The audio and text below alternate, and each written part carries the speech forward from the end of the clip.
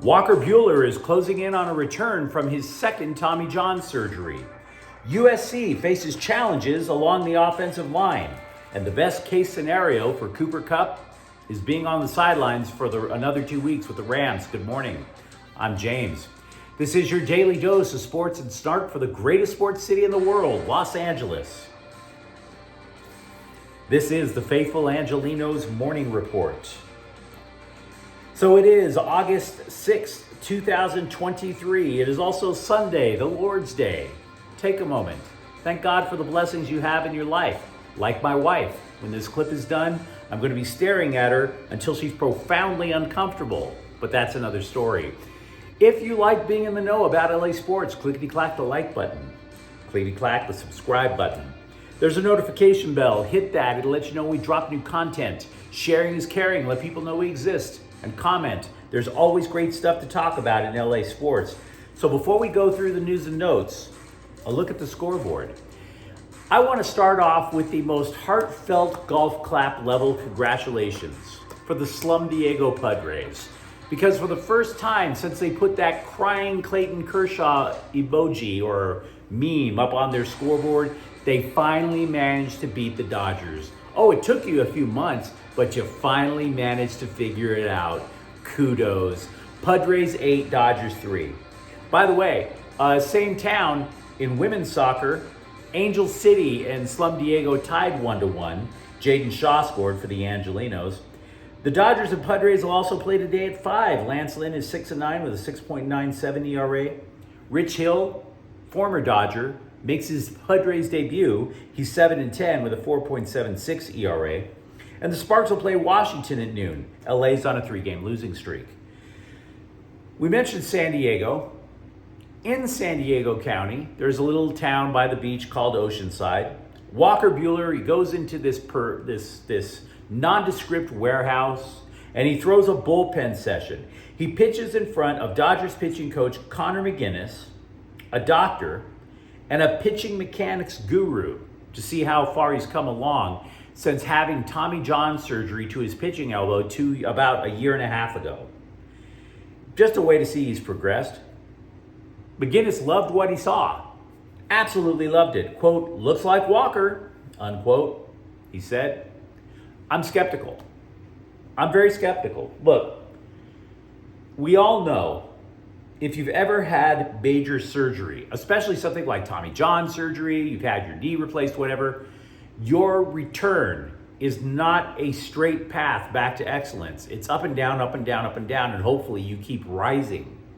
So basically what happened in this warehouse, in my arrogant little opinion, not having been there, is that they caught Walker Buehler on a good day. Buehler, of course, has been setting September 1st as his own personal deadline. He wants to be back in the major leagues by then. So yeah, he's going to bring out his best to try to make sure that that timeline is being adhered to. But we don't have enough information yet to say whether or not this is actually working out.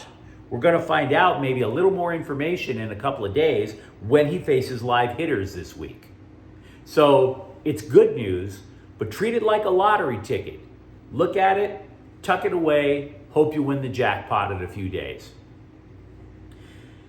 Do you remember all those rumors during the trade deadline? All of them. There were so many players being bandied about. And one of those names was Chicago White Sox shortstop Tim Anderson. Oh yeah, the Dodgers love having elite shortstops. Why, we don't have one now, so let's do whatever it takes to bring Tim Anderson in. Man, let's go get ourselves some Tim Anderson. That guy's got some fight in him. No, we don't. We found out last night that dude has a glass jaw. If you've seen the highlight, it is not something you would want anybody in Dodger blue to ever have to go through. Now, I want to be clear. I know it's baseball. Boxing over here, baseball over here. Totally different skill set. Totally understand. But you don't want your player in the headlock getting speed bagged by Nolan Ryan like a couple of decades ago either, right? That's just not a good look. You don't have to be a great fighter to play baseball. We don't necessarily want great fighters to play baseball. The Rougned Odor, The hardest thing that dude has ever hit in his baseball career was Jose Batista's face. But you still want to have a guy out there who's not going to make you look embarrassed on the field. Knocked out in one punch. Tim Anderson has a glass jaw. Can we just be real about it? The man has a glass jaw. The LA Times is reporting that the newfangled offensive line over at USC has in fact struggled throughout the entire first week of training camp. Offensive coordinator Josh Henson said, quote, "The other side had the edge and we didn't respond. We've got to learn to respond," unquote. And this is troubling for a couple of reasons. One, we've always been under the impression that USC's strength was offensive line because it was last year. And then the second issue, the defense for the Trojans last year stunk.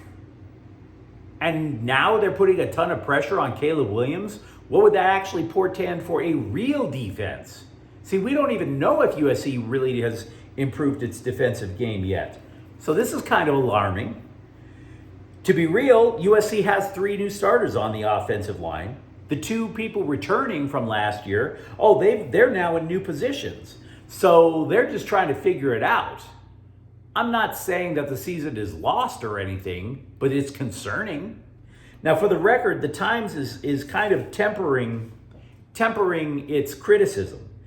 They're suggesting that there's only one true major issue on the Trojans' offensive line, and that would be at left guard, where you have redshirt senior Gino Quinones battling transfer Emmanuel Pregmont for the role. If anything, they're trying to say is that there are way more battles going on defense than there are along the offensive line. And it's not just the people that Lincoln Riley and Alex Grinch have brought in since last season. If you remember, towards the tail end of the Clay Helton era of unending woe, Helton actually brought in some players. He just never coached them. We talked a couple of days ago about how the clock is ticking for defensive end Corey Foreman. Well, what about linebacker Rajon Davis and cornerback Damani Jackson, right? We talked about Freeman a couple of days ago, how Lincoln Riley is happy talking all the effort that Foreman is putting in practice, about how he apparently knows the playbook much better now. And that would help because Freeman did make a memorable play against UCLA last year, but do you also notice he did not record a single sack last year as a defensive end? He also played fewer than 15 plays per game last year. So yeah, some improvement would be nice. Now Jackson, for his part, the cornerback, he was saying that when he was over at Mater Dei, he just relied on his athleticism. Make sure he didn't get beat on any deep plays. Then he goes to USC. Guess what? He actually has to learn technique now. He didn't know cover 2 from cover 3. Those are his words, not mine. And if you think he was going to learn that from Clay Helton and his band of merry incompetence, you're out of your mind. It wasn't going to happen. So yeah, he said this entire offseason he has basically buried himself in his playbook to try to make sure that he knows what the Trojans need from him on defense. Now, as for Davis, honestly, the thing that's held him back is injuries. So we're going to find out if anybody left from the Clay Helton era can make a dent in the Riley era on defense. Rams coach Sean McVay said the best case scenario involving wide receiver Cooper Kupp is that he returns before the second preseason game against Las Vegas. McVay said Kupp's hamstring issue isn't, quote, anything to be overly concerned with. Don't want to rush it. You never know with soft tissue stuff, unquote. So when the original injury happened, when he left practice, people were panicky. It sounds like the panic level has dropped considerably. But let's be real. If there's anybody you want to be careful with right now, it's Cooper Kupp. The Rams, by the way, open preseason Saturday against the Chargers. Kupp is not the only guy who's going to be sidelined. Matthew Stafford and Aaron Donald aren't going to play. But unlike years past, where the Rams went out of their way not to play their first teamers in the preseason, you will see first teamers this weekend. They conceded as much. The team is so young that those first teamers are simply going to need reps. to figure out how to play. Offensive coordinator Mike LaFleur is on the Puka Nacua hype train. Quote, he hasn't played in the stadium, but if I were to guess, it's not going to be too big for him. He's comfortable. You can tell the guys that are comfortable and the guys that need help, unquote. Now, Nacua has been hyped ever since he was drafted this year. He was a 5th-round draft pick out of BYU. But LaFleur is all in. Quote, he said he's, quote, really, really pleased, unquote, with where Nacua is right now. So there is something to be looking forward to with the Rams draft class. The Rams also signed tight end Carmen McDonald, an undrafted free agent from Florida State. He's probably going to wind up on special teams. Did you know, among many of the issues that the Rams had last year, is they had the 2nd worst running game in the NFL. 85.1 yards per game. Absolutely terrifyingly bad.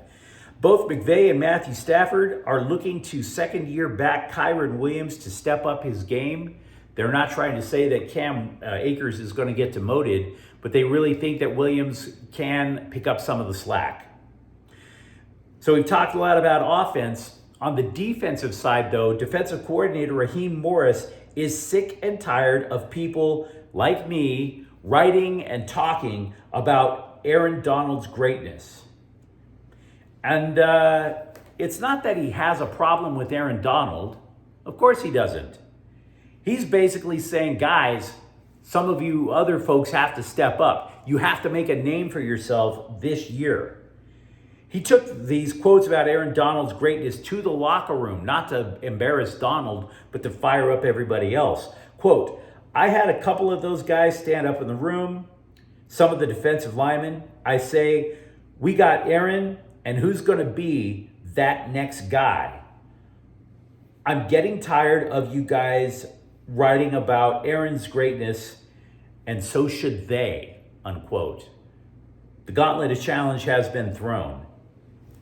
He said he's looking for other defensive players who want to be a Ram, which is kind of weird considering how you can identify as anybody in California. But who am I? Meanwhile, over at Chargers camp, defensive tackle Sebastian Joseph Day will miss some time with a quad injury. This is according to The Athletic. We do not know how long, and that could be a real problem because on the Chargers depth chart, both starting defensive tackles, Austin Johnson, Sebastian Joseph Day, they're both out right now. That could be an issue. UCLA basketball has a freshman class of 7 players. 7. They added a freshman from Turkey, and I know I'm going to butcher his name, so feel free to call me a chump for doing it. Burka Buyokun still. Now, we mentioned that they've added an elite center from Spain 2 days ago. And that's good because the Bruins roster, until adding these 2 players, was very heavy on the guards. But you got to admit, you can be really excited about this freshman class, but that's a lot of freshmen coming in. There's only 4 people returning to the Bruins from last year. And by the way, 4 of the freshmen, I should say only 4 of the freshmen are from the United States. 3 are from Europe, and they're not even from the same country. So you're going to need somebody who knows how to speak Spanish. You're also going to have somebody who knows how to speak Turkish. This is going to be pretty amusing. How many extra people are going to be at UCLA practice just to try to coach these kids in their own native language? USC basketball signed the top-rated high school recruit from Idaho. So I don't know how big that's going to be of an impact. Liam Campbell, he is a shooting guard. He does rank in the top 80 players out there for the class of 2024. He is a 4-star recruit, but he's from Idaho. I've never seen anybody sink a basket from Idaho. You could make the argument about the next Larry Bird somewhere on a dirt lot out in Indiana. That's still not Idaho. Hopefully the guy proves me wrong. Give Shaquille O'Neal credit. He and Kobe buried the hatchet long before Bryant unfortunately died. And we should all have that level of wisdom to quash our hatred before things like that happen. And the living example of what happens when you don't quash these things is Dwight Howard. Because he keeps going on these interviews trying to mentally hash out all the problems that he had with Kobe Bryant the first time that he was a Laker. And of course, Kobe isn't here anymore. So Howard doesn't have a chance to actually sit down with Kobe and hash things out. Because there was a lot of beef there. Howard went so far as to say that in retrospect, he regrets leaving Bryant and the Lakers as a free agent back in 2013. Quote, I wanted to go to Brooklyn, but that didn't happen. So when I went to the Lakers and then I saw James Harden, I looked at him like a younger version of Kobe. I don't know why I was thinking that. No disrespect to James.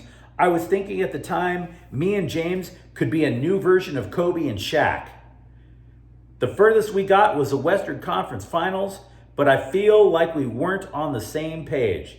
If I could have stayed in some spots, if I could have stayed in LA, I definitely would have won a ring. Me and Kobe, we could have forged it out.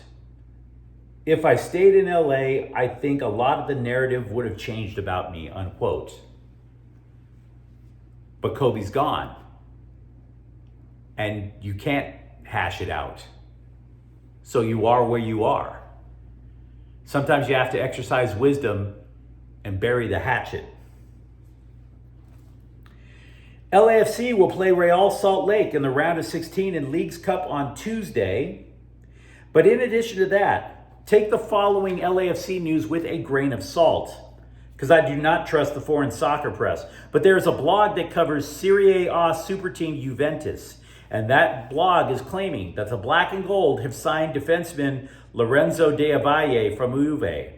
He was part of Italy's under-19 national team. So there's that. There is the possibility that LAFC have added to its defense. But you let me know what you think in the comments thread. Talk to me about how important Walker Buehler would be if he actually is healthy, or if you even think he's healthy going into this comeback. Let me know what you think about USC's offensive line. And if you enjoyed the content, don't forget to subscribe to Faithful Angelenos. We're talking LA sports every single day here. Thank you for watching. I'm James. We'll be back tomorrow. Faithful Angelenos is a Kian Corta El Queso production. Take care.